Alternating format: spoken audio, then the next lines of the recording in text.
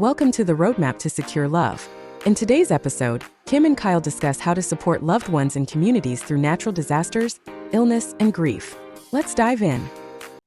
Today, Kim and I want to talk about what it looks like to be a safe base for individuals or communities going through natural disasters, going through illness, going through grief and loss, and how to show up for the community, family members, or neighbors in ways that help people get through these really hard things. The reasons we're bringing this up is my town on the west coast of Florida had two hurricanes back to back. Helene brought 7-foot storm surge. And, only a few houses down from mine, and all my neighbors' stuff is out on the streets right now. And then a week and a half later, we had Milton come through and just destroy the town with no power and a bunch of trees everywhere. And we got lucky in some ways, but still we had a lot of deaths. And so there's been a lot going on with the community. And during that time, Kim also got COVID and was also dealing with what was going on in North Carolina because of Helene. And so we think this is a really important topic to go into and unpack on how we can be there as humans for each other during difficult times such as this. Yeah, it's a very tough time for the East Coast right now. Mhm. Yeah. What I'm loving in the midst of all this tragedy is how people are pulling together. Right? Economic status, religion, politics gets put aside, and then people just help each other. They cut down their neighbors' trees that are on the power lines. They bring water to someone. They open up their home. This is kind of what we've talked about when Kyle and I have talked about the cycle, right? Is that when we fight, the cycle is the enemy.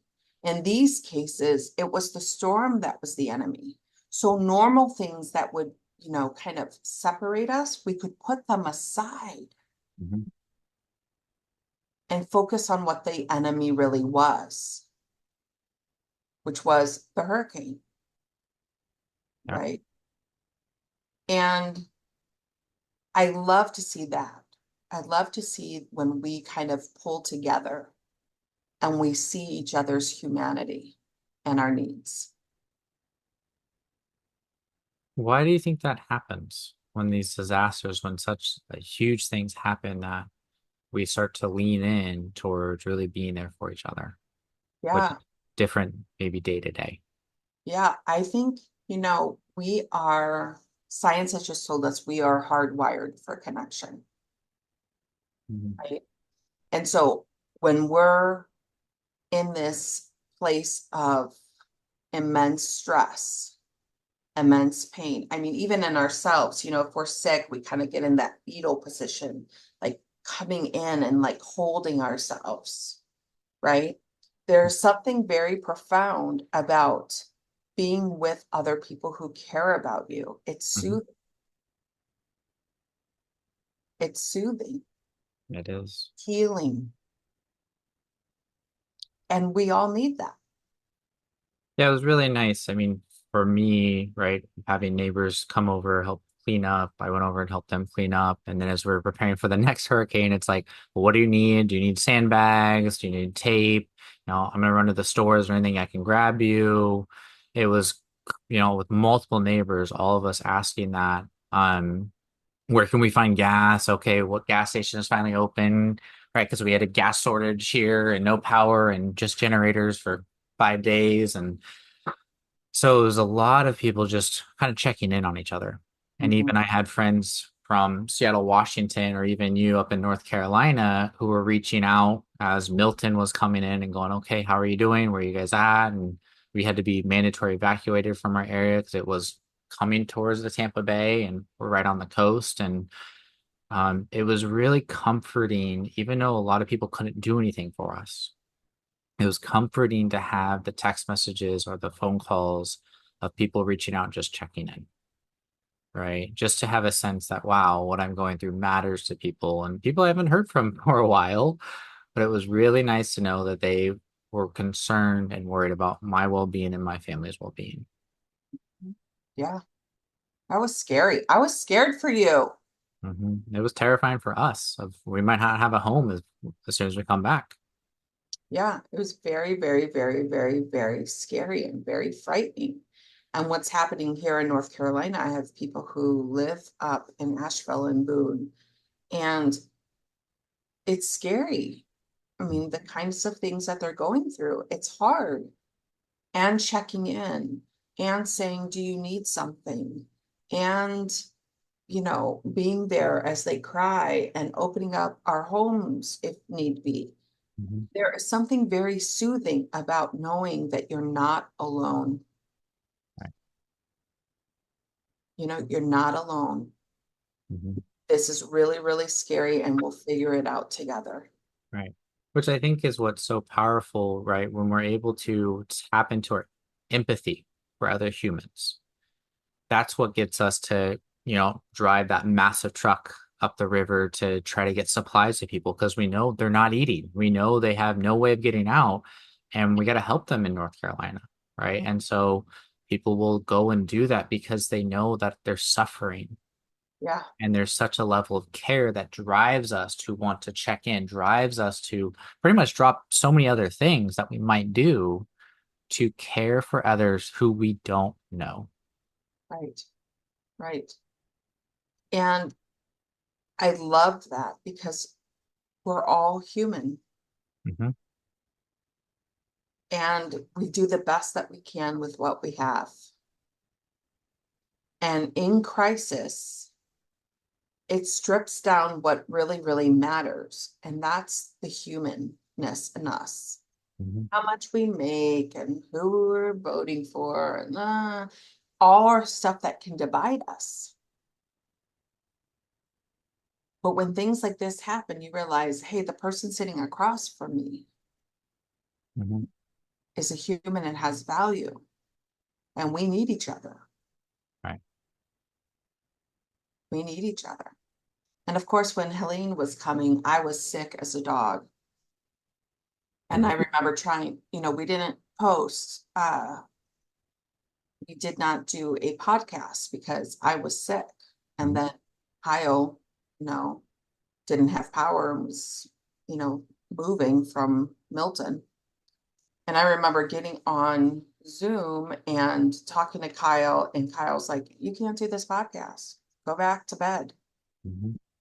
And just feeling cared for to be like, this can wait.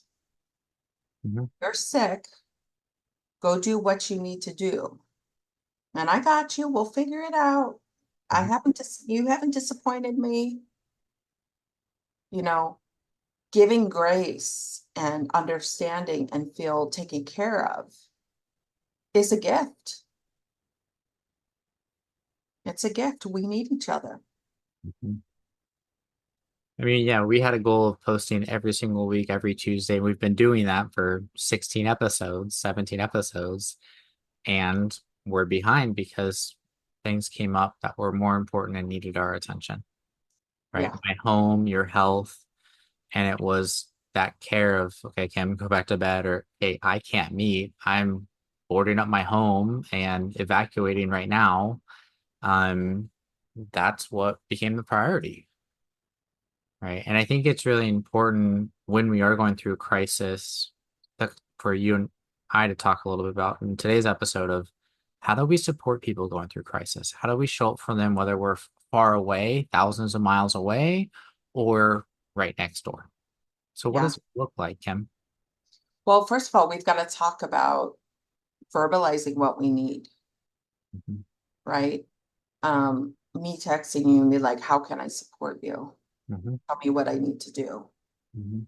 Um, getting on the tracker, in Florida and figuring out where it's going. I was like watching that nonstop. Mhm. And how to do that practically, right? Um, saying what you need and being vulnerable and accepting the help. Yeah.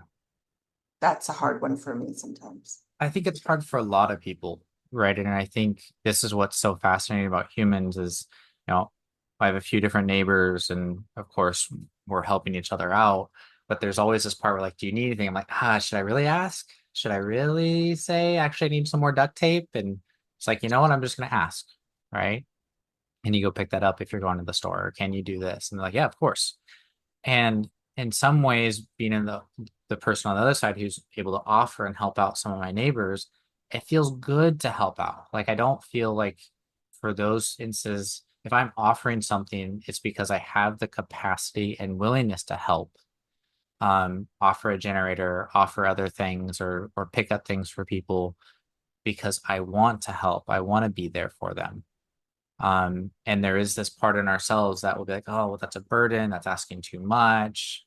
And so don't say yes, even if that's something we need. The problem with that, just as in our romantic relationships, if we don't bring up that vulnerability of saying what we need, the other person doesn't get a chance to be there for us. Right. And so even though it was duct tape for one of my neighbors, it was super nice to have him snag duct tape so I didn't have to run out and do other things. His house was already set up, my house wasn't. And so he was helping. And even though that felt silly to be vulnerable about, that's what I needed to feel safer for my home for this storm that was coming. And so I think that's an important thing. If someone is asking, do you need anything? There might be that part that's like, well, I don't want to burden them. I don't want to be too much, but they're asking or they're checking in for a reason. Absolutely. Right. And if it's vice versa, we go, hey, if you're running the store, I need this, giving the other person space to say, actually, I can't do that, or I don't have capacity, or yes, I'm totally going to snag that for you, is part of us being there for each other as a community, as a neighborhood, so that we can get through this storm together. Absolutely. Absolutely. And for the person giving to listen to what they're saying. Mm-hmm. So to show up on how they need it. Right. You know, there have been times where I go, I've, been sick and I've have a few people in my life where I'm like, I could really use, some chicken noodle soup or something. And then they bring me tomato soup. I don't like tomato soup, Mm-hmm. you know? So they didn't really listen to what I needed. Right. Right. Or they bring me a piece of bread and, a steak. No, I asked specifically Mm-hmm. for chicken noodle soup. Mm-hmm. And it's fine if it's store-bought. Just get me some chicken noodle soup. Um, so it's not only about offering, it's about listening Right. and doing what the person needs, not what we think they need. Mm-hmm. Yeah, I think that was one of the things that stands out as I have a friend who lives in my hometown from high school. And her and I don't talk very often. She married also one of my best friends. And she reached out right as the hurricane was coming. And she goes, is there anything I can do? I know I'm far away. And I said, just check in every once in a while. It's really comforting to have you check in. And she checked in the other day. And it was just like this, it was so nice to see a text come in from her of like, hey, it's been a few days. How are you guys doing? Give me an update. Thinking of you and your family. And like that was just such a small thing, but so meaningful that she heard that what I needed most was just people to reach out. Yeah. And in a way that helped kind of spread the load of all my stress of, okay, I'm having to now take down all the boards, take down the tarps, remove the sandbags, remove the duct tape, get all the stuff reorganized that was set up high in the house in case we got flooded, and get all the branches off the roof and look at the damages and take all the photos. Just to have someone reach out again was another way of me feeling, wow, I'm not in this alone. And so those small things and just someone listening to what we need and being able to let people know what we need can really be powerful in helping people go through such hard times. And it just proves how much we need each other. Absolutely. A text. Mm-hmm. You're cared about. Exactly. You matter. I'm thinking about you. Duct tape. What cannot duct tape do? Duct tape can do all things. Dan. If you have duct tape, the whole world is better. Yep. Well, I mean, it helps. It help. I mean, you see a lot of duct tape in Florida, duct taping up doors and windows and just anything we can to try to prevent water in the house. That's you don't want to be displaced, which a lot of people are. And I think that's something that you and I also want to talk about today is what happens when our neighbors have loss? What happens when they have loss of their home or loss of loved ones? Like when Helene hit, my county lost 10 people. Helene wasn't even a direct hit to us. We're Tampa Bay, right? Or a little bit west of Tampa Bay. And yet we lost 10 people, Yeah, right? And I know a neighbor who lost a family member and they were busy the whole day that they also lost that family member getting things out of their home because they got flooded. right. And so even though when we have two little kids, I couldn't go over and help a ton. I helped a little bit, but I was dropping stuff off. We sent them a Uber gift card for food to maybe that'd make their lives a little bit easier. But we were trying to ask for what would they need. And so I think Kim would be really good for us to go into how do we support people as they go through loss or grief, however complex it is in instances of a natural disaster. Yeah, so the do's are what to do is to ask, Mhm, do exactly what they say, mhm, make it practical. I think the don'ts are talking about somebody else while you say, well, this is what I went through. Well, let me tell you 5 years ago what happened to right. because then it takes away from the experience that somebody's having right there in the moment. Mhm, So you want to stay, you want to listen, and you want it to be about that person, not about anybody else or any other thing, just about that person, you know. And that's actually hard. Some people think, that doing that, they're trying to, relate and they're trying to help, and it actually does the opposite, mhm, right? So you've got to really focus in and just listen to the here and now, what's happening to the person in front of you. right. Give practical solutions, what they ask for, listen, and listen only to them Mhm. and their experience. And you can empathize. You can say this is that sucks, or I'm so sorry, or that hurts, right? You can empathize with them. But when you start to talk about, well, just say you said 5 years ago, we went through this, that's what we did. If they're not asking for that advice, it's not going to land for them. Right. And so the best thing is to focus on what are they going through emotionally? What do they need practically so that they feel supported with what they're going through? Yeah. Yeah. It's it's a totally selfless act, but it is so healing to just listen Mhm. and to really listen and then to do exactly what they need. So healing.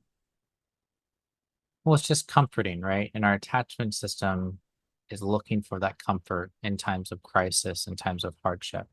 Mhm. And when we're able to vulnerably ask directly for what we need and we get that need met, it builds a sense of security, safety, and stability amidst the chaos. And that's why it's so powerful to reach out and ask. And when the person responds, to meet the need that they're asking for, whether that's emotional or a practical need. And sometimes some of your neighbors or some of your friends or some of the people in your life might need a little pushing, right? Some gentle pushing. We had some people like, hey, can I grab you this? And they're like, oh, no, I don't want to be a burden. It's like, no, this is not you being a burden. It is really nice for me to help you out because we're in this together. And they're like, okay, that would be nice. Thank you. Right. And so sometimes it's again giving a clear message that no, I am here. I am here and I am choosing to support you if you will let me be there for you. Yeah. And that, again, when that person was able to receive that comfort, receive that help, that was nice for me.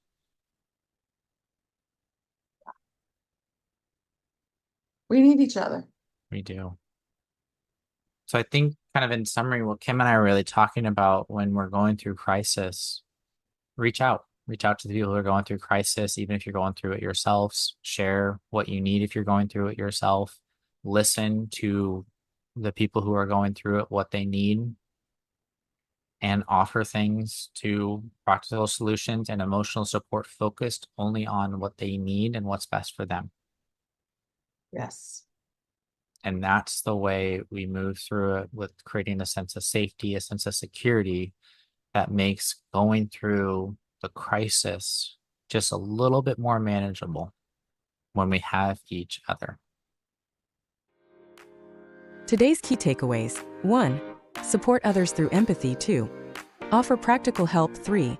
Listen to specific needs. Remember, even the smallest gestures can make a big impact in times of crisis. Follow the roadmap to secure love on Apple, Spotify, and YouTube. Sign up for the Secure Attachment Path course to learn practical tools for building secure connections. Link in the show notes. Until next time, stay connected and keep listening with love.